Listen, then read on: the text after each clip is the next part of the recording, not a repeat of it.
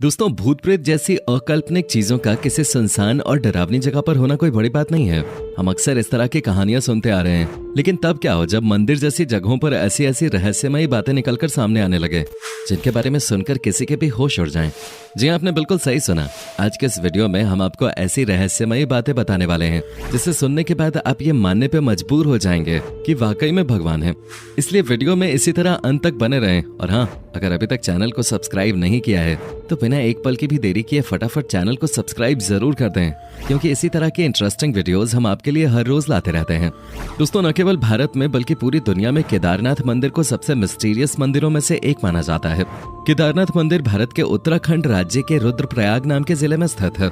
भगवान शिव का यह मंदिर हिंदू धर्म के सभी तीर्थ स्थलों में से सबसे शुद्ध माना जाता है। और इस मंदिर के बारे में एक बहुत ही प्रचलित मान्यता ये है कि जो कोई भी जाकर इस मंदिर में पूजा कर पाता है वो बहुत ही खुशकिस्मत होता है, क्योंकि मान्यताओं के अनुसार इस मंदिर तक पहुंच पाना हर किसी की किस्मत में नहीं होता है। पर इन सबसे ज्यादा रोचक बात तो ये है कि केदारनाथ मंदिर को कब, किसने और क्यों बनवाया, इसके बारे में कोई भी नहीं जानता। हालांकि वो अलग बात है कि धर्म और शास्त्रों में ये लिखा गया है कि केदारनाथ मंदिर को पांडवों ने बनवाया था, परंतु अभी तक इस बात का कोई सबूत नहीं मिला है कि इस मंदिर को वाकई में पांडवों ने बनवाया था या फिर इसके पीछे कोई और ही रहस्य छुपा हुआ है। और इस मंदिर का रहस्य यहीं पर खत्म नहीं होता, क्योंकि जब आप केदारनाथ मंदिर की बनावट को देखेंगे तो आपका सिर चकराने लग जाएगा। केदारनाथ मंदिर में जो पत्थर लगे हुए हैं वो इतने सटीक और इंटरलॉकिंग तरीके से लगे हैं कि देखकर ही ऐसा लगता है मानो किसी मॉडर्न इंजीनियर ने इसे तैयार किया हो। पर ऐसा होना तो संभव नहीं है, क्योंकि ये मंदिर आज से हजारों साल पुराना है। और जिस किसी भी वक्त ये मंदिर बना होगा उस वक्त आज के समय में इस्तेमाल की जाने वाली मॉडर्न टेक्नोलॉजी का नामो निशान तक नहीं था। ऐसे में बिना किसी वर्तमान टेक्नोलॉजी के इस मंदिर को ऐसा बनाना अपने आप में किसी चमत्कार से कम नहीं है, क्योंकि कोई भी तूफान आए या फिर कितना ही बड़ा बवंडर क्यों ना आ जाए, इस मंदिर को कुछ भी नहीं हो सकता। तभी तो 16 जून 2013 को इतनी बड़ी सुनामी और तूफान में पूरा उत्तराखंड पानी में बह गया। यहाँ तक कि आज के जमाने की बड़ी बड़ी बिल्डिंगें जमीन पे ताश के पत्तों की तरह बिखर गई थीं। कितनी सारी बिल्डिंगें पानी के साथ पूरी तरह से तबाह हो गईं, लेकिन केदारनाथ मंदिर को आंच तक नहीं आई। पूरा का पूरा मंदिर वैसे का वैसा ही खड़ा रहा। भले ही पानी का सैलाब मंदिर के अंदर तक पहुंच गया था, जिसकी वजह से पूरा मंदिर पानी से डूब गया, लेकिन मंदिर को कुछ भी नहीं हुआ। जी हाँ, आज भी आप मंदिर को ठीक वैसा ही देखेंगे जैसा ये सालों पहले बनके तैयार हुआ था। अब ये बात सुनकर बहुत से लोगों को लग रहा होगा कि इसमें कौन सी बड़ी बात है। तो दोस्तों, जरा रुक जाइए।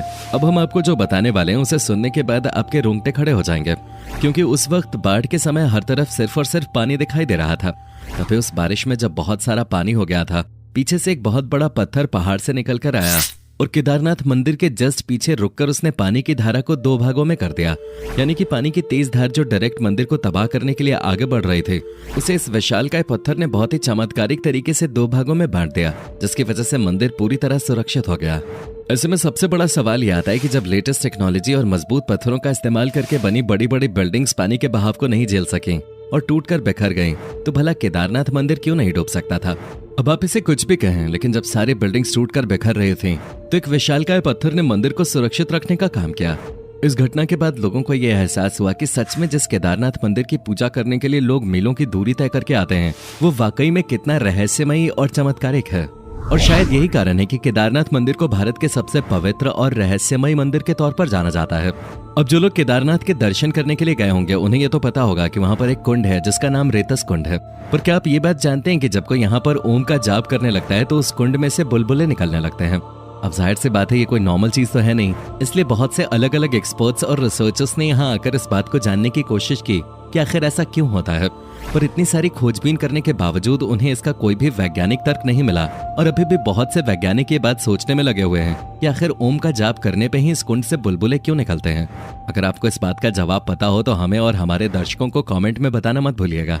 अब दोस्तों, ये बात तो आप भली भांति जानते हैं कि केदारनाथ एक ऐसा धाम है जो 6 महीने खुला रहता है और 6 महीने बंद रहता है। पर दिमाग को हिला देने वाली बात तो तब पता चलती है जब 6 महीना ये मंदिर बंद रहता है, तो यहाँ सबसे ज्यादा अजीब घटना घटती है जिसे वहाँ के लोग महसूस भी कर सकते हैं। असल में केदारनाथ मंदिर के आसपास रहने वाले लोगों का ये कहना है कि जब 6 महीने इस मंदिर का द्वार बंद हो जाता है तो किसी को भी इस मंदिर के अंदर प्रवेश नहीं करने दिया जाता है, फिर चाहे वो कितना भी बड़ा VIP ही क्यों ना हो। एक बार अगर मंदिर का कपाट बंद हो गया तो वो सीधा 6 महीने बाद ही खुलता है और पूरे 6 महीने मंदिर में किसी भी प्रकार की कोई साफ सफाई नहीं होती है। यहाँ तक कि मंदिर के अंदर जो दीपक जलाने का काम होता है वो भी कोई पंडित जाकर नहीं करता, यानी कि मंदिर के अंदर का पूरा प्रवेश बंद कर दिया जाता है और सिवाय उस मंदिर के अंदर भगवान भोले के और कोई नहीं होता। क्योंकि एक बार जब मंदिर बंद होता है तो वो सीधा 6 महीने बाद ही दर्शन के लिए खुलता है। पर जब मंदिर का कपाट 6 महीने बाद खुलता है तो लोग ये देखते हैं कि उसके अंदर का दीपक लगातार जल रहा है। अब जाहिर सी बात है दोस्तों, अगर आप किसी कमरे को 6 महीने तो क्या 6 दिन के लिए भी बंद करके चले जाएंगे, तो जब उसे दोबारा से खोलेंगे तो उसमें बहुत सारी धूल मिट्टी और तरह तरह के कीड़े मकोड़े घूमने लगेंगे। यानी कि जिस हाल में आपने उस कमरे को छोड़ा होगा उस हाल में तो कमरा बिल्कुल भी नहीं होगा, क्योंकि कमरा बंद हो या फिर खुला हो, अगर हम उसमें साफ सफाई नहीं करते तो प्रकृति किसी न किसी तरीके से उस पर अपना कब्जा करना शुरू कर देती है, फिर चाहे धूल मिट्टी के जरिए हो या फिर छोटे छोटे कीड़े मकोड़ों के जरिए। लेकिन जब स्वयं ब्रह्मांड को चलाने वाले भोलेनाथ किसी जगह पे हो तो प्रकृति की क्या मजाल कि वो उस जगह के आसपास भी फटक सके। तभी तो पूरे 6 महीने बाद जब केदारनाथ का कपाट खुलता है तो वो बिल्कुल भी गंदा नहीं होता। जिस स्थिति में पंडित कपाट को बंद करते हैं उसी स्थिति में कपाट को खोलने पर अंदर का मंदिर बिल्कुल उसी स्थिति में मिलता है। अब चलिए, ये बात तो फिर भी हजम हो जाती है कि कपाट बंद करने के 6 महीने बाद जब मंदिर को खोला जाता है तो उसमें सब कुछ बिल्कुल वैसा ही होता है। लेकिन 6 महीने तक लगातार बिना किसी की सहायता के दीपक का जलना सच में एक बहुत बड़ा चमत्कार है। यहाँ तक कि लोगों का मानना है कि केदारनाथ के इस मंदिर में 6 महीने तो इंसान भगवान शिव की आराधना करते हैं, लेकिन जब कपाट बंद हो जाता है तो उसके बाद 6 महीने तक दूसरे देवी देवता आकर भगवान की पूजा करते हैं और इस बात का सबूत जलता हुआ दिया चीख चीख कर देता है। वरना क्या आपने कभी सुना है कि किसी मंदिर में 6 महीने तक एक दिया जल ही रहा है और वो बुझने का नाम ही नहीं ले रहा?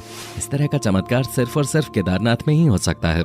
इसलिए कहा जाता है कि केदारनाथ मंदिर में भगवान की असीम शक्तियां मौजूद हैं। यही वजह है कि लोग केदारनाथ मंदिर को इतना ज्यादा पवित्र और रहस्यमयी मानते हैं। लोगों के मन में केदारनाथ के लिए जो आस्था और विश्वास है वो वाकई में अद्भुत है, क्योंकि ये मंदिर खुद बहुत अद्भुत है, जिसकी तुलना हम किसी भी दूसरे मंदिर से नहीं कर सकते। हालांकि कहने को तो ये भगवान का घर है और बाकी मंदिर भी भगवान के ही घर हैं, लेकिन जो चमत्कारिक शक्तियां आपको केदारनाथ में आने के बाद महसूस होंगी वो आपको कहीं भी महसूस नहीं होंगे। मंदिर के अंदर कदम रखते ही ऐसा लगता है मानो स्वयं भगवान शिव का हाथ सिर पे आ गया है और अब सारी तकलीफें खुद ब खुद ही मिट जाएंगे। और हम ये बात सिर्फ इसलिए नहीं कह रहे हैं कि ये किसी धर्म विशेष का मंदिर है और सभी को इसमें होने वाले चमत्कारों पर विश्वास करना चाहिए।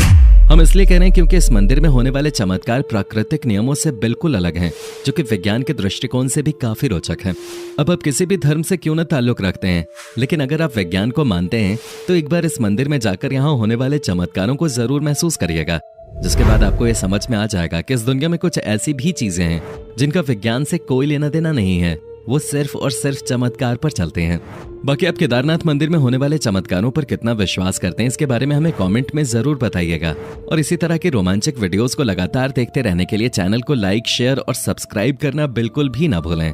धन्यवाद।